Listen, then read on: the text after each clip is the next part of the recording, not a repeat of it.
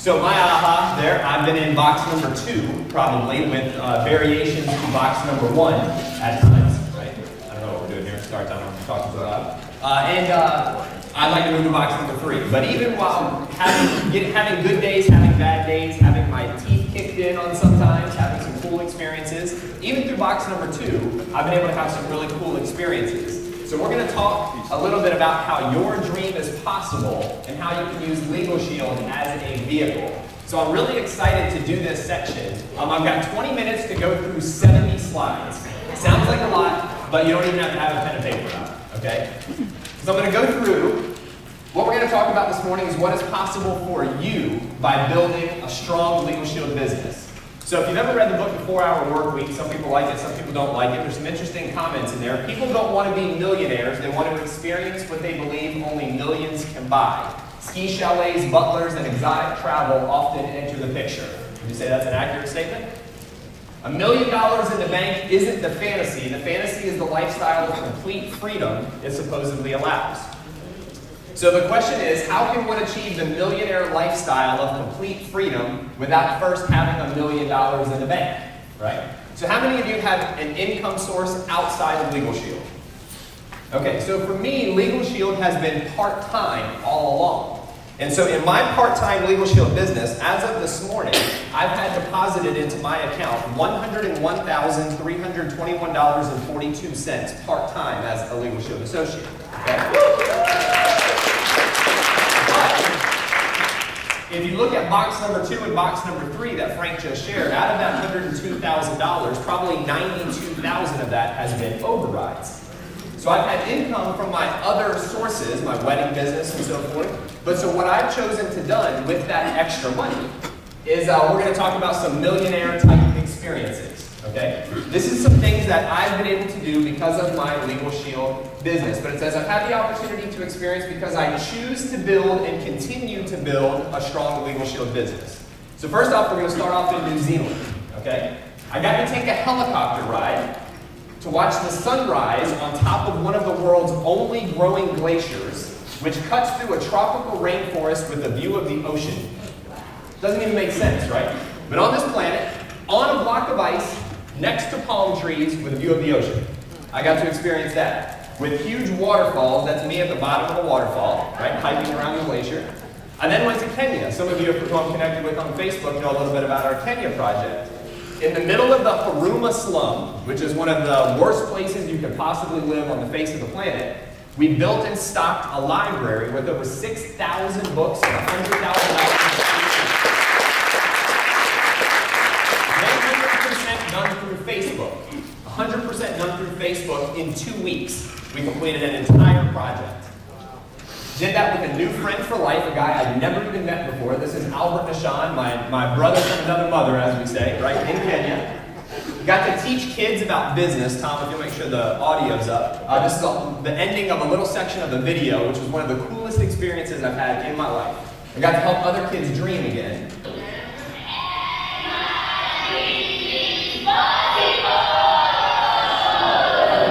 So we got to hang out in this primary school and talk to these kids about some of the concepts that I've learned through LegalShield, right?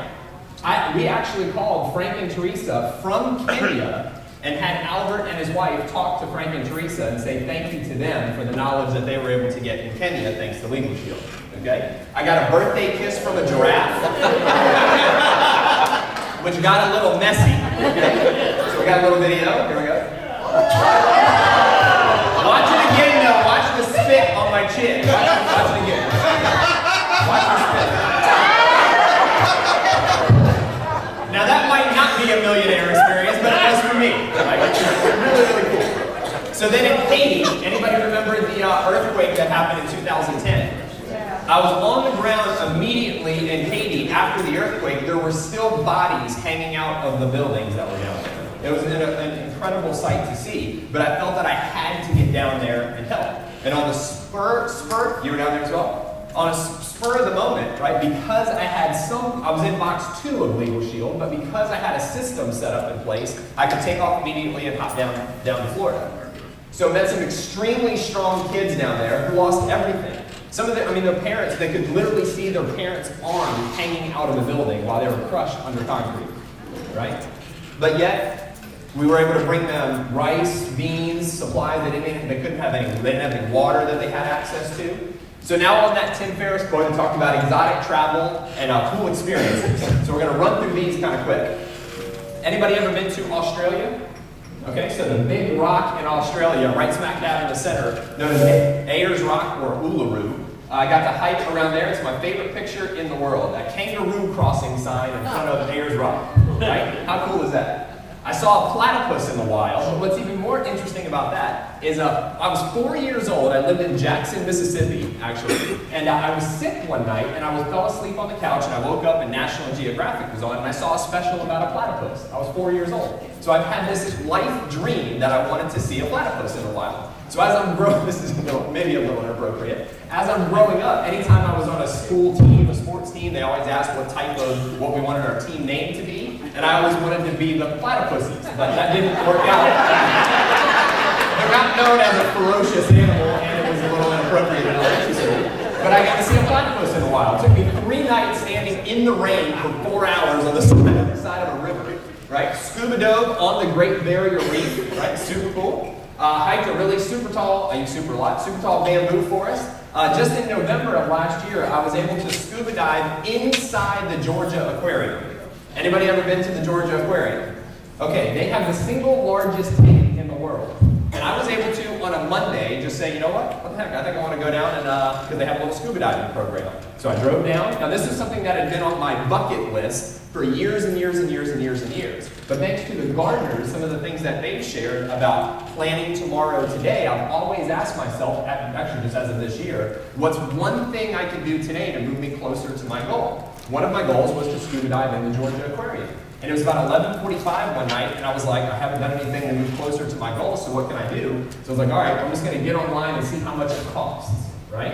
So I got online, saw how much it cost, and guess what? They had an availability on Monday, November 19th. It was like $300 for this lifetime elusive one-day, someday dream that at some point in my life I wanted to do because I took action and I said, hey, what's one thing I can do today that, well, I planned today, I guess. Working towards planning tomorrow today. I said, what can I do? Checked the price, booked it, went down, scuba dove inside the Georgia Aquarium with whale sharks, which is the largest fish on the planet. They have 4 of them inside the tank, right?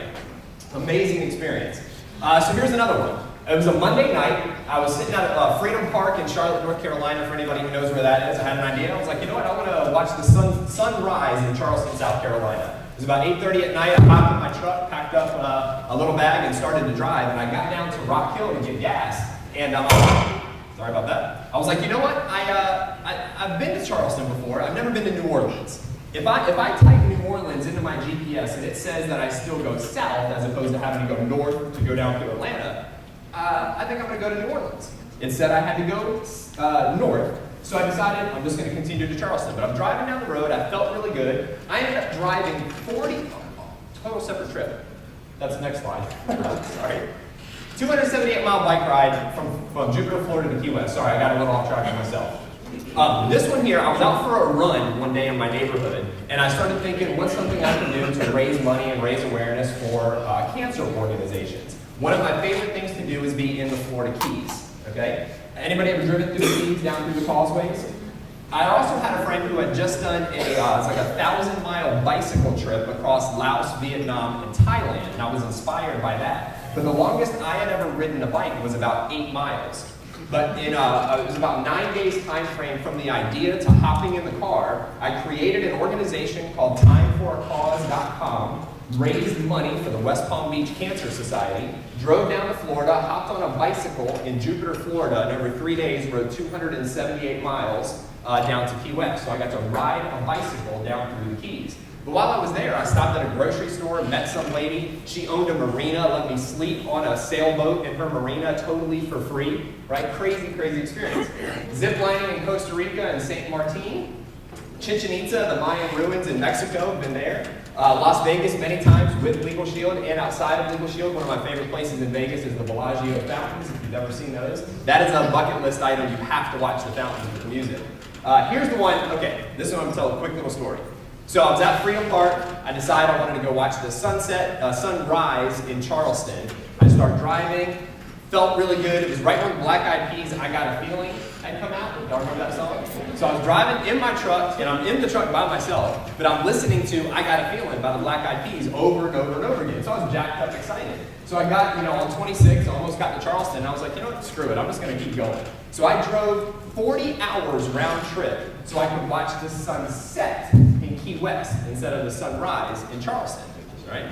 But all the while I'm driving, I'm not saying to do this, I was posting on Facebook, right? Anybody know somebody in Key West? I stopped at the gas stations and posted, that's what I really did. I said, does anybody know somebody in Key West? So I started getting connected, friends with friends, with friends with friends. Ended up getting connected with this girl, Ellen. I have no idea. I still haven't talked to her. I haven't talked to her since then. Her boyfriend happened to be the executive chef at this rooftop restaurant, right? So I was driving just so I could watch the sunset. I ended up getting down there, hopping in the water, swimming around for about 30 minutes. Went and met her and her boyfriend. Her boyfriend cooked some shrimp and chorizo dinner, right? And we watched the sunset over Key West, turned around, drove back. 40 hours in the car for 4 hours in Key West, right? It was cool. I got to fly a plane, right? I also jumped out of an airplane.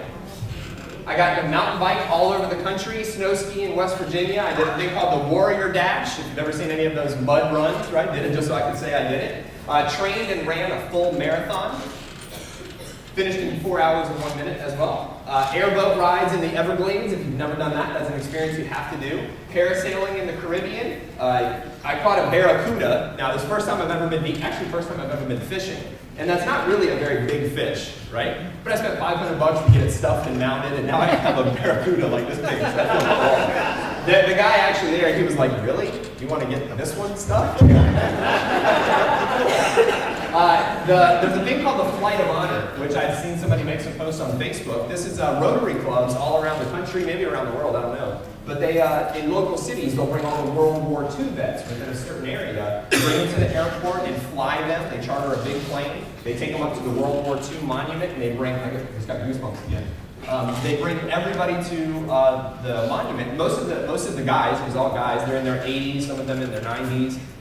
They're starting to pass away very frequently now because of the, what's that? 1,000 a day. 1,000 a day, is that what it is? So they fly them up there, they have this huge day, and then as they come back, I don't know that I've ever cried as much as I have that night at the airport, because I went to the airport to welcome them back. There were so many people that showed up at the airport, they had to shut the Terminal D at Charlotte Douglas Airport. They had to shut the entire terminal down. There were thousands of people lined up with American flags, brass bands playing, and these guys in wheelchairs and oxygen tanks and stuff, people pushing them, and people, like little kids there, like my grandpa fought for our country, It was an amazing experience. Got to meet Robert Kiyosaki. I did a polar bear plunge, right, January 1st last year, which was really, really cold, but I can say I did it now. 3 weeks in a row, me, Tom McCain, Clarence Harvin, a couple other people, we decided to do Free Hug Fridays. Have you ever seen the Free Hugs video, like on YouTube? So in Charlotte, North Carolina, we did it at the Oklahoma City Convention. I went down to Atlanta and did it. 3 weeks in a row, we just went down in big city areas and held up signs that said free hugs, right? It was crazy. It was a crazy, crazy experience. I tried acupuncture, right? That was cool as well.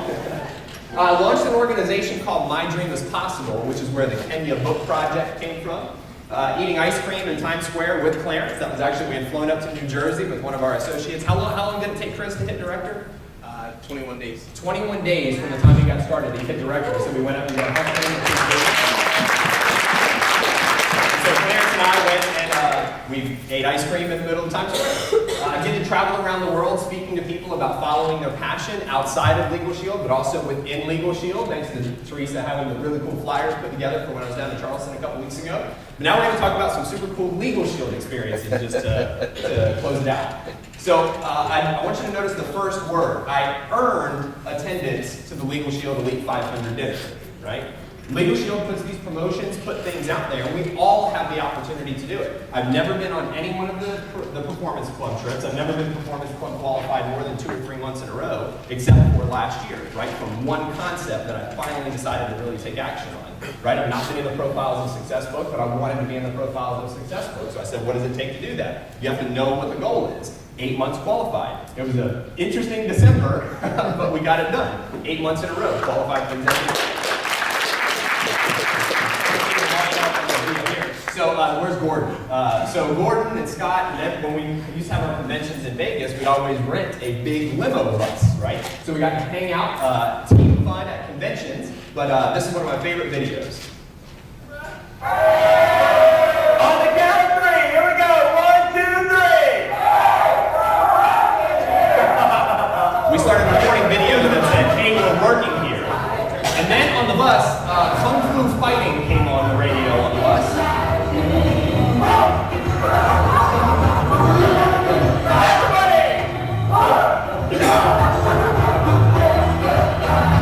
So we got to hang out in a limo bus riding up and down the strip, right, with some of our closest friends within LegalShield.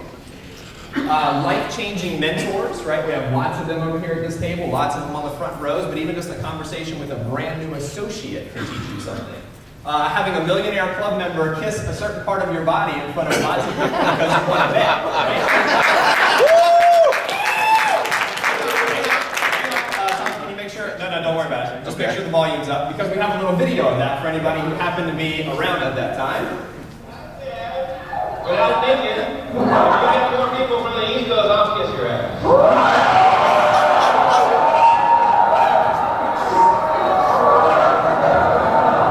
And we did the final count. And the West Coast lost by 3.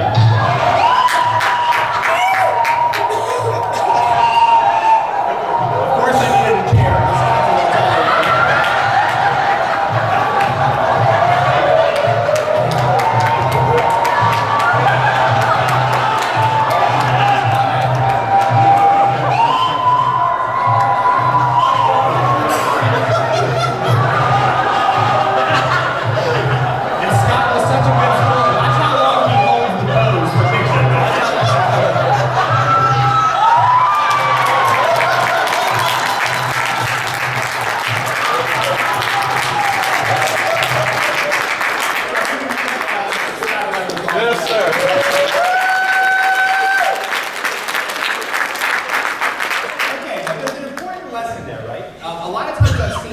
Myself included, but a lot of times in LegalShield, some people become the LegalShield robots, right? I think we have to be ourselves and let LegalShield flow out of who we are, right? So, lots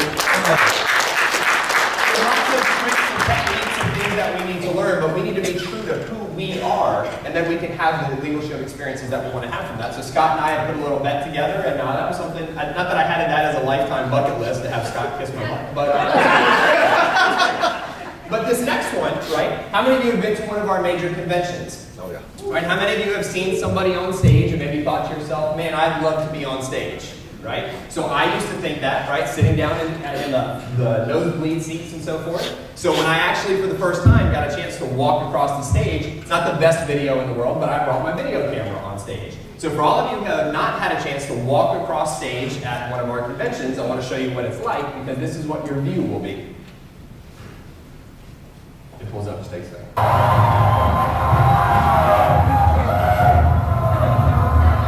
Michael Catlow, Charlotte, North Carolina. It's exciting to have 15,000 people cheer for you when you walk across stage, right? So how many of you, so I just wanted to share with you guys my story, okay? I've had dreams and stuff that I've wanted to do inside LegalShield and outside LegalShield, and I've been able to use LegalShield as a vehicle to help me do that. But as we move forward, I don't know if this is going to squeal when I bend down, thanks to the gardeners and thanks to planning tomorrow today, I now keep a book with me of all the things that cool things I've done, but also the things that I want to do. So, how can I put an action plan together, which I have a daily written sheet that I do. In the next 3 years, I want to go to Machu Picchu in Peru. I want to go to the Great Wall of China. I want to swim in Devil's Pool at Victoria Falls. Some of you I've had that conversation with. Hike Mount Kilimanjaro. Several different things. See the pyramids. And when I say you need to be yourself, here's something that's happened for me as I put that book together. I've judged myself on my own dreams. Because in my book, there's not a picture of a white picket fence and family and all that stuff. What's in my heart, what's in my life are my dreams. And I judge myself when I look at my own book that maybe I should have different dreams. But the second that I actually have looked inside and said, what is it that I really want to do? What do I want it to say on my tombstone? This has been a hell of a ride, right? This is what it is for me. And until I actually finally acknowledged it and gave myself permission to do it, I didn't have any of the success that I wanted to have in LegalShield. So the second I started dreaming, the second I started putting it on paper, the second I started tracking it, I heard a quote, it's better to track something than nothing. As soon as I started tracking it, everything has happened. So I would encourage you to figure out who you are. Right? Your dream is possible with LegalShield, but there's one catch to this. Now you have to go prove it. Prove it to yourself, prove it to the Millionaire Club members, prove it to LegalShield, prove it to your family, prove it to the people that told you you couldn't do it, prove it to whoever you need to prove it to, but more importantly, do it for yourself. Is that okay? All right, well, thank you all very much for that time frame.